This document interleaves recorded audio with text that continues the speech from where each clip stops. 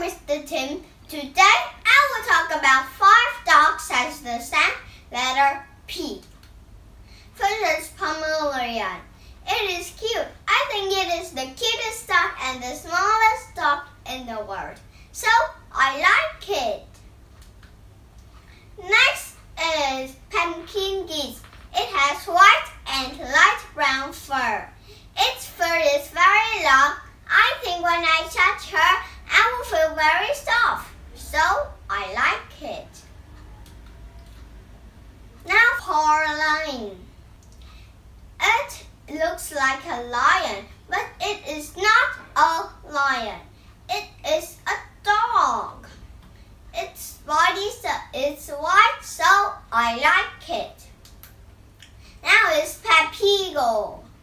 Papigo has a cute face, and I look him a little bit scared, but I like it because its face is cute. Now the last one is Parson.